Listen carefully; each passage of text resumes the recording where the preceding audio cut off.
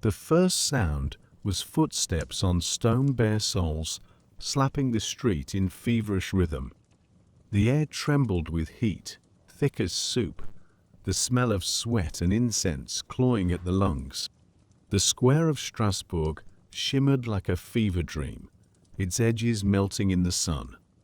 And at its center they danced, hundreds of them, men, women, even children, spinning until their feet bled. Their eyes were open but unseeing, their mouths muttering half prayers, half laughter. They moved as if the rhythm had swallowed them whole. No one could remember when the music began, only that it had not stopped. Some said it came from the sky. Others swore it was the devil's heartbeat beneath the cobblestones. But before the madness takes hold, tell us where you're listening from and whether the air feels too still tonight. Then settle in. You might not leave this story the same. The city did not begin with madness. It began with heat. Bread ovens exhaled at dawn and never stopped, turning alleys into narrow throats of fire. The river sank lower each week and smelled of bruised weeds and iron. Horses sweated white foam. Dogs lay with tongues on stone thresholds, refusing shade that held no breeze. Even the bells seemed tired, each toll landing with a dull woolen thud that made the chest heavy but never clean. You could taste the bakeries before you saw them, yeast and ash, and then the tanner's yard would take that hunger away, swapping it for a film on the tongue that water could not lift. Children were quieter. Women carried 2 buckets instead of 3. Men measured grain with eyes that refused to meet each other. Nothing was wrong enough to name, and yet everything leaned. In that leaning summer, rumor did the walking. A taxman lost in the shallows, a carpenter crushed beneath his own scaffold, a midwife blamed for a fever that would have taken the child anyway. No story ended cleanly. Each left a corner untucked, where the mind could catch a nail and worry itself bloody. So when one woman stepped forward and began to move barefoot, skirts dark at the hem, people did not call it a spectacle. They called it a sign. She raised her hands as if to catch something falling from the sky, and set her heels hard into the stone once, twice again, until the sound found a pulse in the crowd's ribs. Someone clapped. Someone hissed. Someone whispered a prayer, because the thing that makes a body move without permission is either grace or warning. By evening, a ring had formed, wives with linen slung over shoulders, boys with flour on their knuckles, a monk too thin to be believed. The woman's hair stuck to her neck. She smiled and did not see anyone. When her ankle turned and she stumbled, the ring gasped as one mouth and then relaxed when she rose again, as if mercy had been granted and could be counted on. The next morning she returned. She moved like a person taking dictation from a voice in another room, half hearing, half doubting, unable to stop. The cobbles recorded her wet print after wet print, so that by noon you could read the street like a scroll. A brewer's son joined her. The crowd shouted for him to stop. He laughed, but when his laugh died, his feet did not. Priests argued under awnings. If this was sin, then song might drown it. If this was disease, then leeches might balance it. If this was judgment, then fasting might soften it. None of those words cooled the day. The wind turned and delivered the tanneries to the square. The woman danced. The boy danced. A third man lifted his knees like a soldier on parade and cried as he did it, tears streaking dust to clay. Night brought torches and the decision to do nothing. People always choose to do nothing first. The music came not from instruments, but from objects agreeing to be struck: bucket, shutter, a cooper's hoop, each adding a thin thread to a rope that could pull a city. Someone finally fetched a drum. Its first beat landed in every spine like a hand. Women bound their own thighs with strips torn from aprons so the skin would not split. Men rubbed vinegar into their calves as if salting meat. A midwife pressed a wet rag to a dancer's mouth and whispered, "Breathe when I say." But the woman breathed when the street said instead. The priest lifted a tin cross. The drummer looked away. The square began to smell not only of heat, but of bodies losing water faster than water could be found. By the 8th day, trades failed their names. A locksmith could not hold still enough to file. A scribe wrote a single line over and over until his ink ran dry. I will stop. I will stop. I will stop. Will stop. Chickens roosted on windowsills that had no room for them. The baker on Rue des Serruriers threw his peel like a spear into the far wall and left his loaves to burn black rather than watch the boy he had beaten keep time with the heel of his hand. Mothers learned a new lullaby, no words, just a rocking exactly as fast as the square, because children woke in the night already moving, and to still them was to break them. The first collapse looked like mercy, the second like warning. By the third, the crowd began to understand that a body can choose against itself. When the woman who started it finally fell, they laid her in shade and fanned her with palm brooms. She slept with her eyes open. Her feet twitched beneath the cloth like mice caught inside. And beyond her stillness, 9 more had taken her place. And behind those 920 waited with the look of people in queues they do not remember entering. The city tried to name it. Ill humor, melancholy, visitation, dance. The names were tidy. The thing was not. It moved without care for the people it used. It ate salt and skin and scents and then asked for more.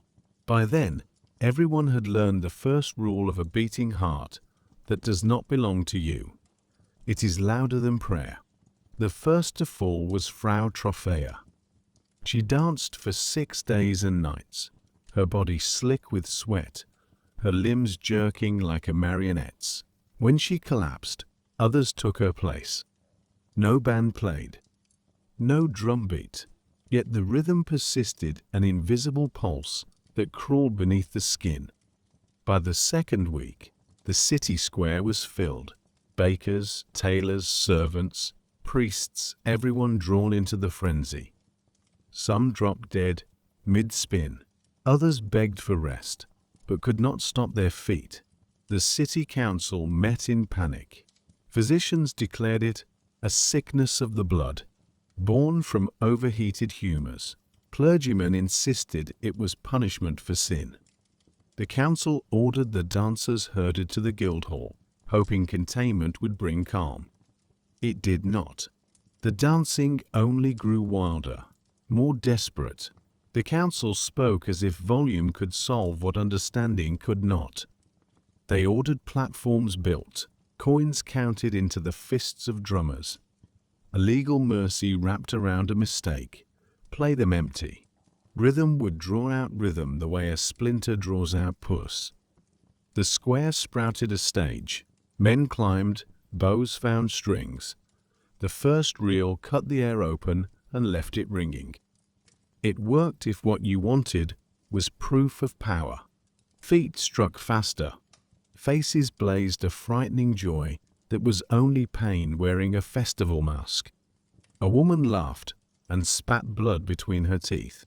A man sang 3 wrong verses of a hymn and then swallowed his tongue while the crowd cheered, because cheering kept time, and time was the only law left.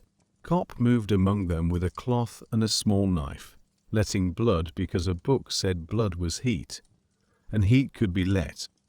The blood came dark and thick, as if reluctant to be freed.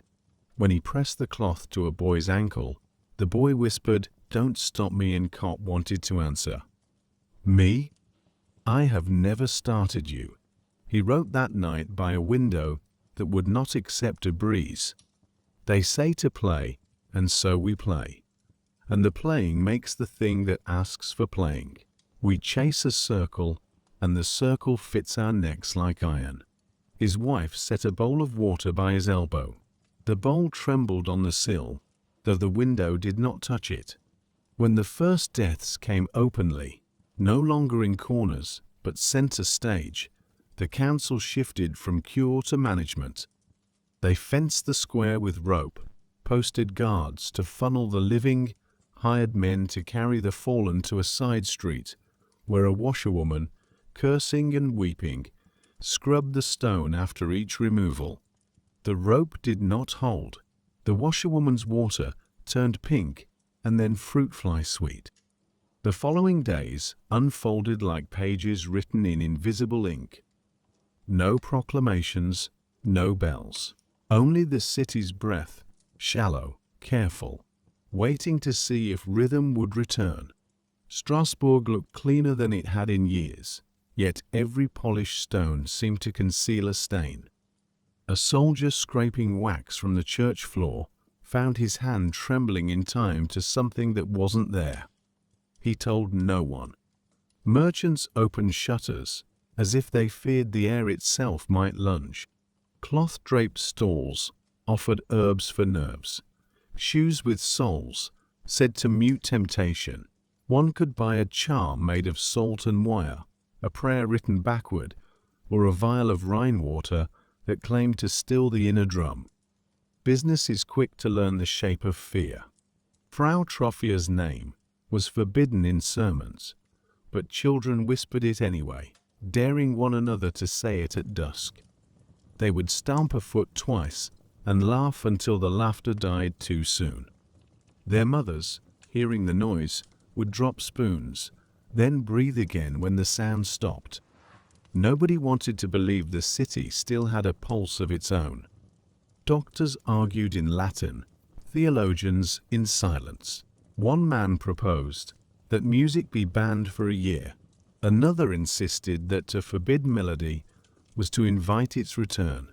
The council compromised by decreeing that only hymns might be sung and only in minor keys. Even so, voices cracked on the high notes, as though something inside the throat resisted discipline. Kopp walked the emptied square at evening, counting the scars in the mortar. He swore he could feel warmth rising from the ground where the dancers had fallen. The sensation was faint, like holding a cup that once contained hot wine. He pressed his palm to the stone until it cooled, and then he wrote, "The city has a fever of memory." At night the wind carried faint tapping, no louder than moths. Maybe shutters.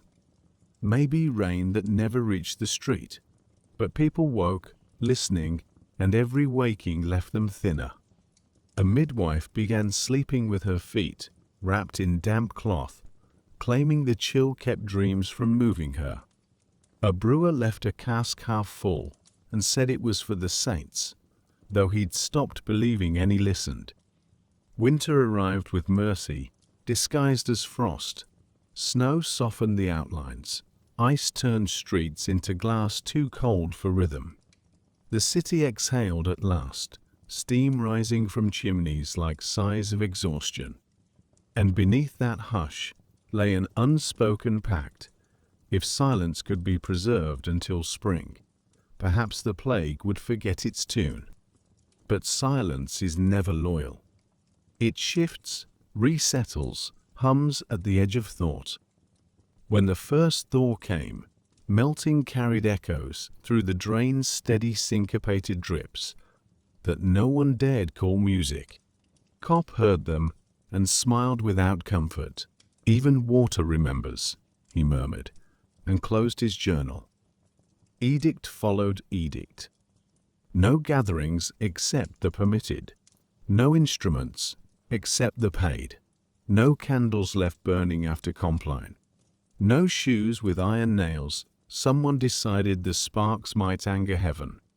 The list grew until it described a city that had never existed and never could. When that failed, they chose pilgrimage. Under a sun that felt intentional, they marched the worst afflicted toward the shrine at Saverne, toward a chapel, toward a name to blame. The road out of Strasbourg hilts gently at first, an old knife dulled on breadboards. The dancers cut it sharp again. Some were bound at the wrists with linens, not to punish, but to keep them from clawing their own legs raw when the itch came. An old woman walked without touching the ground, at least that is how her niece described it later, swearing the feet she had washed since childhood no longer belonged to earth. Farmers stepped aside and removed hats because grief deserves the same gesture as kings. Children waved and were slapped for it. The heat made mirages of mercy, a pond no one reached, a stand of oaks that offered no shade when entered. Cop counted under his breath heartbeats, footfalls, collapsed bodies, until counting failed to offer the comfort of order and became only another rhythm to fear. At a wayside well, a handful were allowed to drink. One man held the bucket and sobbed because his hands would not stop keeping time against the wood. Every knock was a confession. A girl no older than 12 pressed her ear to the stone curb and said she could hear music beneath it, like hooves far away. No one answered her. The guard in charge had begun humming and did not notice. When the procession reached the chapel, villagers brought out relics with careful hands. A rib that might have been a saint's, a thread of something that might have been a robe. The dancers quieted for a breath, two like animals presented with salt, and then began again, shuddering as if the relief itself were a draught too strong. Cop placed a silver coin on the altar and whispered nothing. He had run out of words that did not return to him empty. On the road back to Strasbourg, the fields behaved as if nothing had happened. Larks rose, flax bowed. A milk cow watched them pass and chewed, patient as an old clock. It is a kind of cruelty when the world refuses to reflect your ruin. The men with ropes walked on. The shrine's bell let go one note, then another, then stopped, unsure whether to bless or mourn.